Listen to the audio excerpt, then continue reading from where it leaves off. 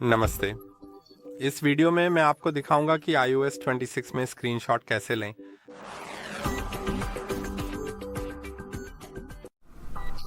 इसे करने के लिए आपको बस दो बटन एक साथ दबाने हैं, पावर और वॉल्यूम अप।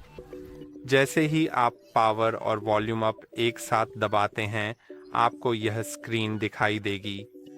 अब आप चाहें तो उस स्क्रीनशॉट को बहुत आसानी से क्रॉप कर सकते हैं। हालांकि आप इसे पहले जैसा भी छोड़ सकते हैं। अब आप इसे एडिट भी कर सकते हैं, जैसे कि आप उस पर ड्रॉ कर सकते हैं। उदाहरण के लिए मैं टूल का रंग बदलने जा रहा हूं, जैसे कि लाल। उदाहरण के लिए आप यहां पर टूल देख सकते हैं। मैं इसकी अपारदर्शिता और मोटाई को भी अगर चाहूं तो आसानी से बदल सकता हूं। और अब मैं कुछ मार्क कर सकता हूं, जैसे कि उदाहरण के लिए ऊपर का कैमरा। अब मैं या तो इसे यहाँ से सीधे शेयर कर सकता हूँ या फिर यहाँ अप्रूव पर क्लिक कर सकता हूँ और इसे फोटोज़ में सेव कर सकता हूँ, फाइल्स में सेव कर सकता हूँ, क्विक नोट में सेव कर सकता हूँ, कॉपी और डिलीट कर सकता हूँ। जिसका मतलब है कि स्क्रीनशॉट कहीं भी सेव नहीं होगा, लेकिन यह मेरी क्लिपबोर्ड में रहेगा ताकि मैं इसे कहीं भी पेस्ट कर सकूँ और फिर भूल जाऊँ। या स्क्रीनशॉट को यहीं से तुरंत डिलीट कर सकता हूँ। तो मैं इसे फ़ोटोज़ में सेव करने जा रहा हूँ। अब आइए स्क्रीनशॉट लेने का एक और तरीका भी देखें।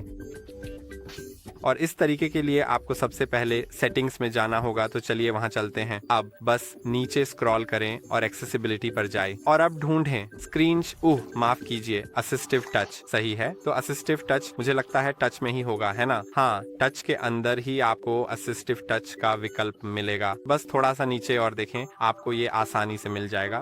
अब सहायक स्पर्श और इसे सक्षम करें। अब आपके पास यह मेनू होगा जिस पर क्लिक करने पर आपको कुछ विकल्प दिखेंगे। लेकिन अगर आप इसे सिर्फ स्क्रीनशॉट लेने के लिए और किसी चीज़ के लिए इस्तेमाल नहीं करना चाहते, तो आप इसे कस्टमाइज कर सकते हैं, सभी आइकन हटा सकते हैं। शुरुआत में आपको बस एक आइकन छोड़ना है। इसके बाद सिंगल टैप के विकल्प पर जाएं, फिर सिंगल टैप को सेट करें और उसे स्क्रीनशॉट पर सेट करें। सही है, लेकिन सच कहूं तो मुझे अभी भी समझ नहीं आ रहा कि यहाँ स्क्रीनशॉट का विकल्प आखिर कहाँ है, क्योंकि ये आसानी से दिखाई नहीं दे रहा है। ठीक है, अब मैं इसे ढूंढ सकता हूँ और यहाँ ये छोटा सा बटन है जो मुश्किल से ही दिखाई देता है, लेकिन आप इसकी आइडल अपारदर्शिता ओपेसिटी को कुछ और कर सकते हैं ताकि यह ज्यादा स्पष्ट दिखे। सच कहूं तो ये और भी ज़्यादा स्पष्ट होना चाहिए, लेकिन अभी के लिए इसे ऐसे ही छोड़ देते हैं। और जैसे ही मैं इस बटन पर क्लिक करता हूं, ये बिल्कुल उसी तरह स्क्रीनशॉट लेता है, लेकिन इसके बजाय स्क्रीन पर एक बटन का उपयोग करता है जिसे आप छुपा भी सकते हैं। मेरा ख्याल है इस बटन को, पावर बटन को ट्रिपल प्रेस करके। लेकिन इसे करने के लिए आपको पहले उस विकल्प को सक्षम करना होगा ताकि आप आसानी से बटन को ट्रिपल क्लिक करके ये कर सकें।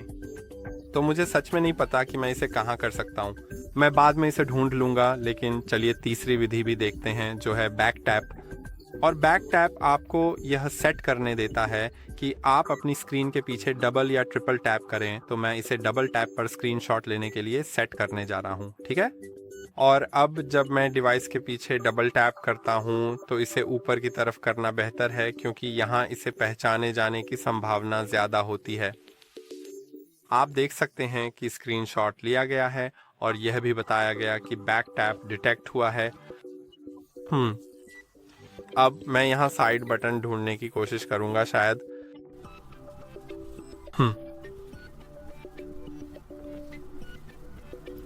नहीं, मुझे इसके बारे में सच में यकीन नहीं है।